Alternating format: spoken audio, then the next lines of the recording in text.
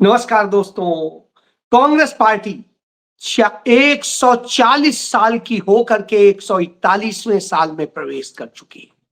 वह है भारतीय राष्ट्रीय कांग्रेस जिसने देश को आजादी दिलाई। वह भारतीय राष्ट्रीय कांग्रेस जिसने देश की आजादी के लिए 7,35,000 लोगों की आहुति दी, प्राणों की आहुति दी। वह कांग्रेस पार्टी जिसके 50 लाख से अधिक लोगों ने जेल में दशकों काट दिए। वह कांग्रेस पार्टी जिसने इस देश को मौलिक अधिकार दिए। वह कांग्रेस पार्टी जिसने भारत को वंदे मातरम दिया, भारत को जनगण मन दिया, भारत को तिरंगा दिया और भारत को झंडा ऊंचा रहे हमारा दिया। जी, जिसने भारत को संविधान दिया, भारत को संस्थाएं दी, भारत को बना के खड़ा किया, वह कांग्रेस पार्टी जिसके विचारधारा दुनिया की सर्वश्रेष्ठ विचारधारा है। वो गांधी नेहरू की विचारधारा और वह कांग्रेस 140 साल की उम्र पूरी कर चुकी।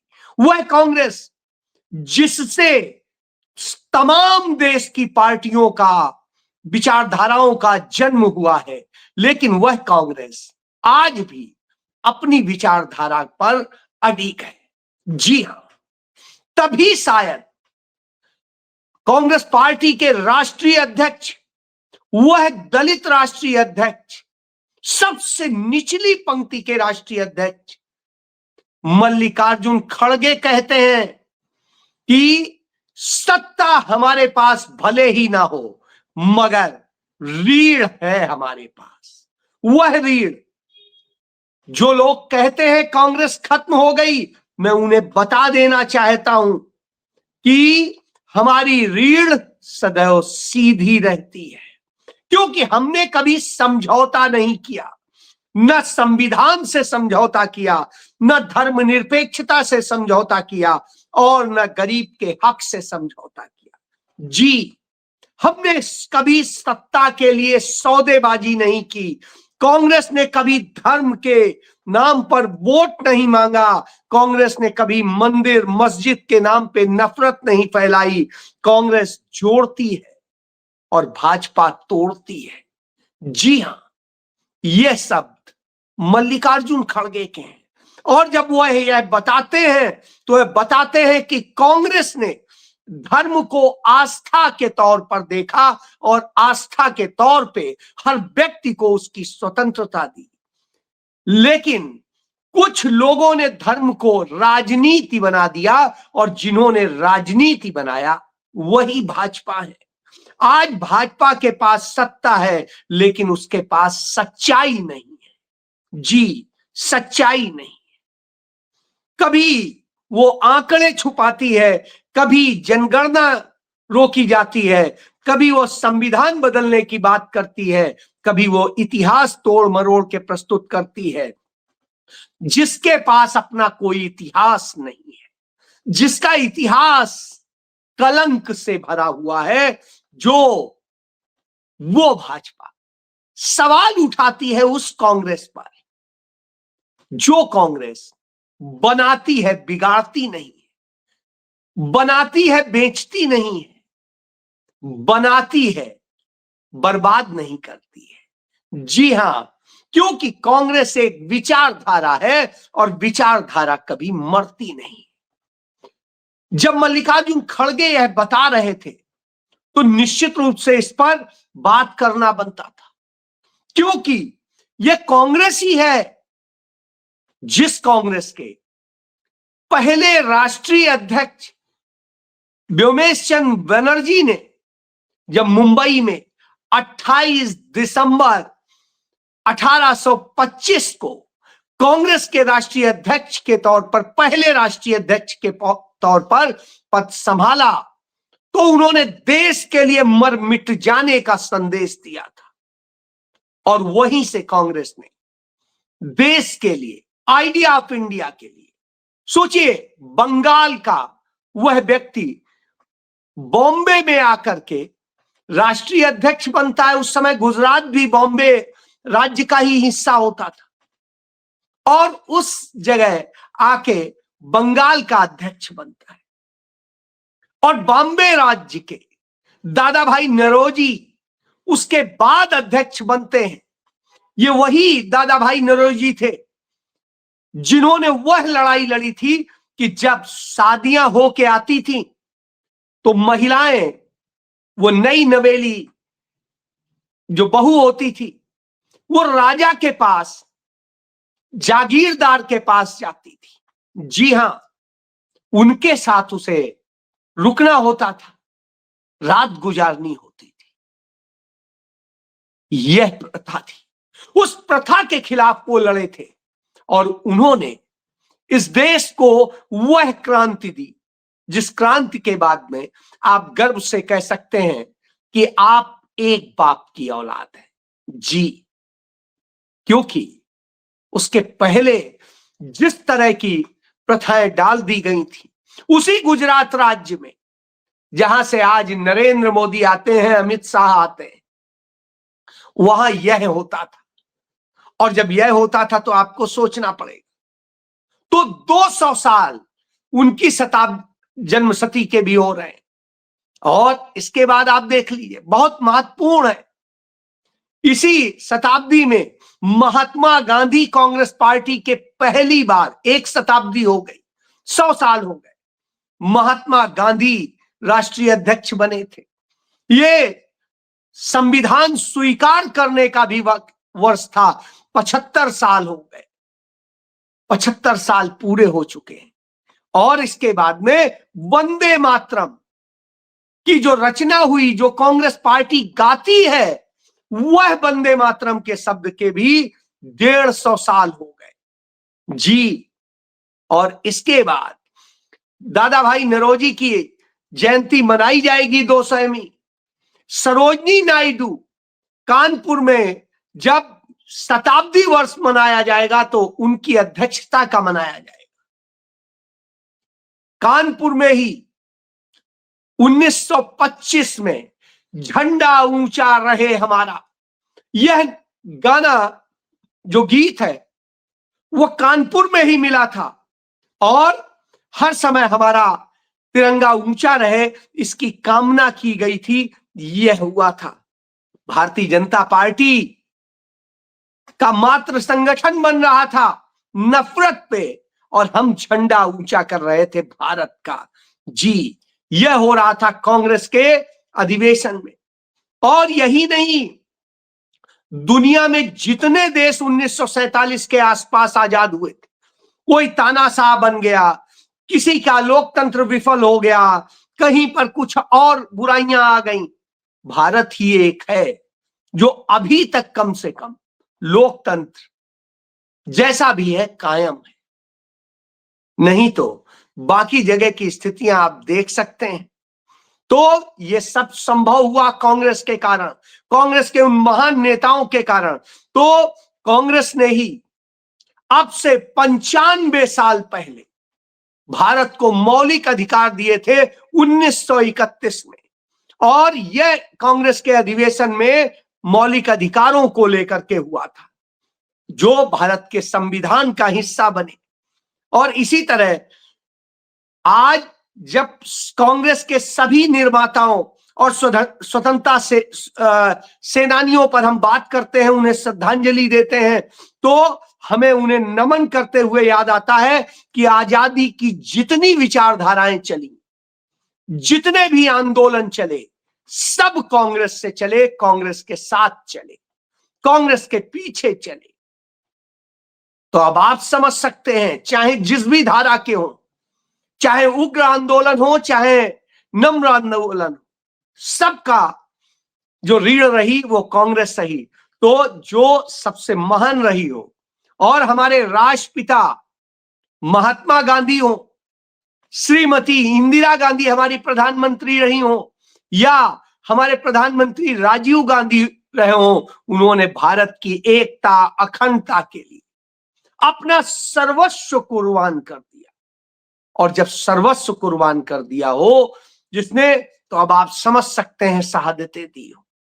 तो जिनके लिए देश सर्वोपरि था वो कांग्रेस 140 साल की हो गई। वह कांग्रेस जिसका अपना कार्यालय नहीं होता था, सोचिए 139 साल तक अपना कार्यालय नहीं था, किराए के उसमें चल रहा था।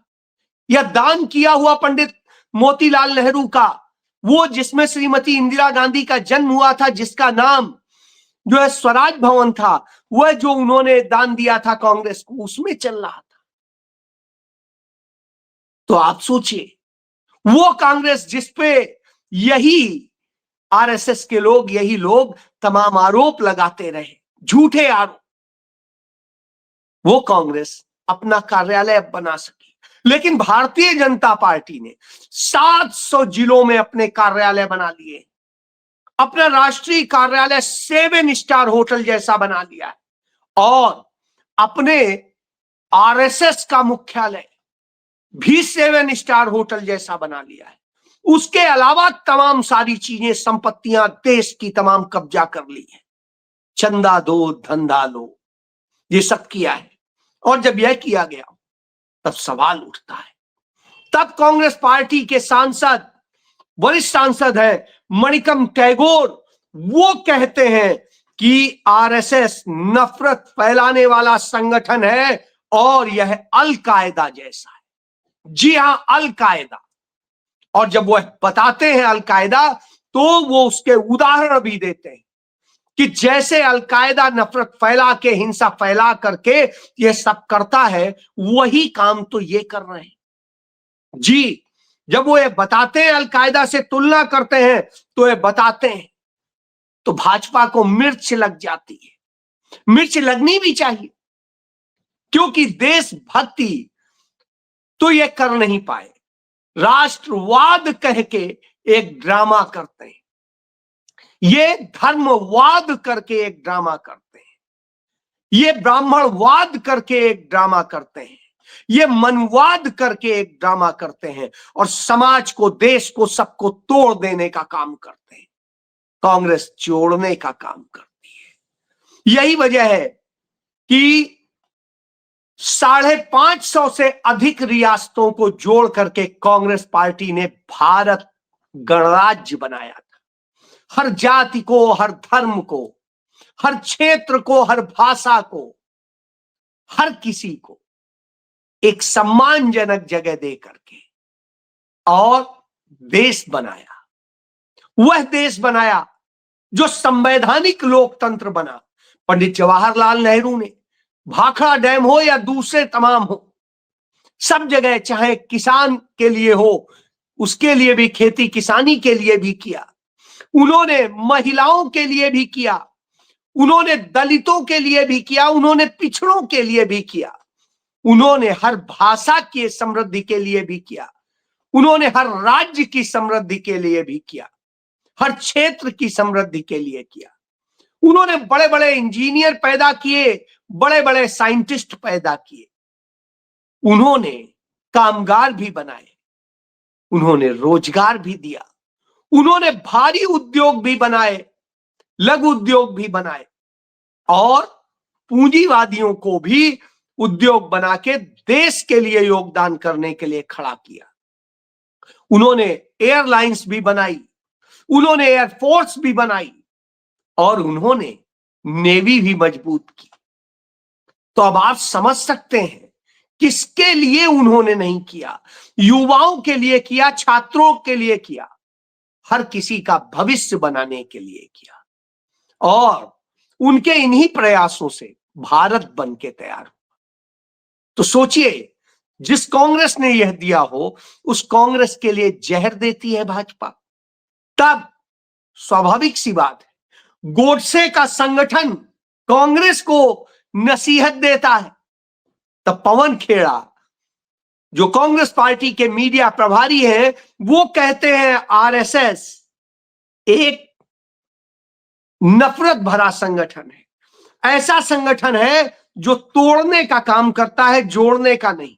और 1948 में महात्मा गांधी की हत्या करने वाला गोडसे उन्हीं के यहां से आता था। पवन खेड़ा ने बड़ा सही कहा कि आरएसएस हमें न सिखाए, वो हमसे कुछ सीख सकती है तो सीख ले। जी हां, आज ये देखने को मिल रहा है, बरेली में डबल इंजन की सरकार है, आदित्यनाथ और नरेंद्र मोदी की, भाजपा आरएसएस की। वहां पर एक लड़की अपना बर्थडे मनाने जाती है, हिंदू लड़की होती है, सनातनी लड़की होती है, अपने दोस्तों के साथ जाती है, तो उस पर ये तथाकथित हिंदूवादी हमला कर देते हैं और भारत की वहां की पुलिस उल्टा अपराधियों को बचाती है और उस लड़की के संगी साथियों पर हमला करा देती है, उन्हें जेल में डाल देती है। जी, यह करती है। दिल्ली में जब कुलदीप सेंगर, जो रेपिस्ट है, गैंग रेपिस्ट है, उसको अदालतें जमानत दे देती हैं, आरएसएस के जजेस जमानत दे देते हैं, तब उसका विरोध होता है। और जब विरोध होता है तो भाजपा के समर्थित उसके समर्थन में, रेपिस्ट के समर्थन में रैली निकालते हैं। अब आप सोचिए कौन सा भारत बनाया है। अंकिता भंडारी के रेपिस्ट भाजपा के होते हैं और इसी तरीके से तमाम। संरक्षण किसका होता है? भारत के प्रधानमंत्री नरेंद्र मोदी का, गृह मंत्री अमित शाह का और तमाम सारे तथाकथित हिंदूवादियों का। जब हिंदू मारे जाते हैं बांग्लादेश में तो आवाज नहीं निकलती है नरेंद्र मोदी की, लेकिन आवाज निकलती है कांग्रेस की और श्रीमती प्रियंका गांधी की। राहुल गांधी इस पर चिट्ठी लिखते हैं कि एक्शन लीजिए, सोनिया गांधी चिट्ठी लिखती, लेकिन नरेंद्र मोदी बोल नहीं पाते। भारत की दुनिया में बेइज्जती हो रही है। पंडित नेहरू ने, कांग्रेस ने एक वैज्ञानिक भारत बनाने का काम किया था, ये अंधभक्तों का भारत बना रहे हैं, ज्ञानहीनों का बना रहे हैं। यही वजह है कि अब दुनिया में भारत को शिक्षा के इंडेक्स में नीचे ढकेल दिया गया और गद्दारों को तैयार किया जाता है। हर जगह गद्दार ढूंढे जाते हैं, गद्दार बनाए जाते हैं। जी, यह होता है। तब मल्लिकार्जुन खड़गे, वह मल्लिकार्जुन खड़गे जब देश की आजादी की लड़ाई लड़ी जा रही थी, उसी समय उनके पूरे परिवार को पेड़ से बांधकर आग लगा दी गई थी, मार डाला गया था। वो और उनके पिता सिर्फ बचे थे।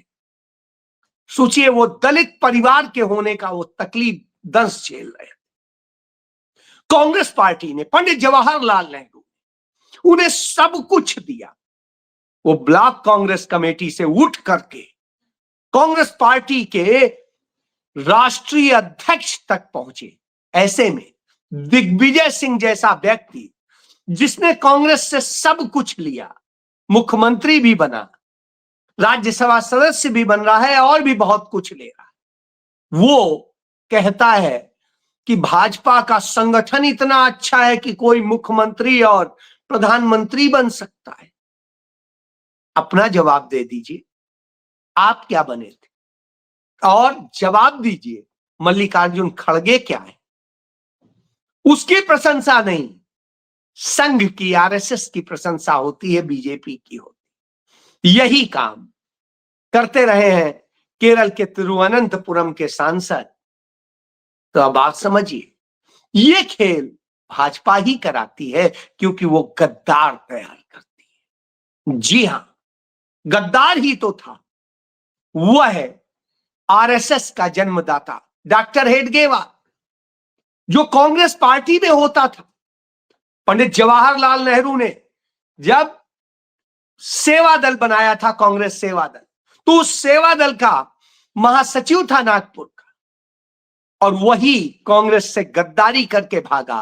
कांग्रेस की नकल करते हुए उसने राष्ट्रीय स्वयंसेवक संघ बनाया और कांग्रेस को खत्म करने का काम किया, देश की आजादी में धोखा देने का काम किया। सावरकर कौन तैयार करता है? यही आरएसएस। तो अब आप समझ लीजिए, इन लोगों को तकलीफ होती है उस 140 साल की होती कांग्रेस से, क्योंकि इनके विकृत रूप इतने ही थोड़े से वक्त में दिखाई देने लगे। चाहे भ्रष्टाचार हो, चाहे बलात्कार हो, चाहे कुछ, लेकिन कांग्रेस ने सिर्फ निर्माण किया है, किसी चीज को खराब नहीं किया है। इसीलिए बलात्कारी भाजपा के होते हैं और बलात्कारियों के खिलाफ लड़ने वाले कांग्रेस के, भ्रष्टाचारी होते हैं भाजपा के और कांग्रेस उनसे लड़ती है, झूठे आरोपों से लड़ती है। तो जब कांग्रेस इन सब से लड़ती है तो ये इसी तरह के गद्दार खड़े करके और कांग्रेस को बदनाम कराने का काम करते हैं। जी, यह सत्य। जय